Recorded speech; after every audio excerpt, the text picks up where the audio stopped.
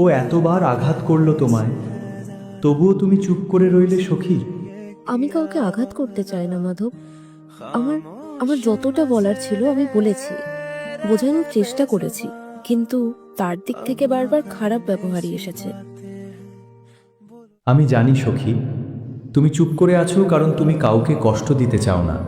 কিন্তু একটা কথা মনে রেখো, নিজের জন্য দাঁড়ানো মানেই কাউকে আঘাত করা নয়। এনাকে চেনো? উনি তো শিশুপাল। হ্যাঁ, শিশুপাল আমাকে বারবার অপমান করেছিল। আমি অনেকবার চুপ থেকেছি, কারণ তার মাকে আমি কথা দিয়েছিলাম তার 100টি অপরাধ আমি ক্ষমা করব। আমি আমার কথা রেখেছিলাম, আমি ক্ষমা করেছি, কিন্তু তার অন্যায়কে প্রশ্রয় দিইনি। তুমিও তাই করো।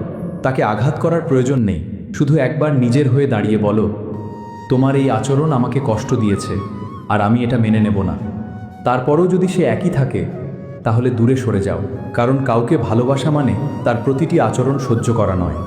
তুমি কাউকে ক্ষমা করতেই পারো, কিন্তু নিজের প্রতি অন্যায়কে ক্ষমা করতে বাধ্য নও। তোমার নীরবতা যদি শান্তির হয় তাহলে নীরব থেকো, কিন্তু কেউ যদি সেই নীরবতাকে দুর্বলতা ভাবে তখন নিজের হয়ে দাঁড়িও।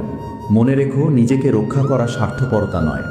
তুমি অন্যের হৃদয়ে আঘাত করতে চাও না, বুঝলাম, কিন্তু নিজের হৃদয়ের সাথে এই অন্যায়টা করো না সখী।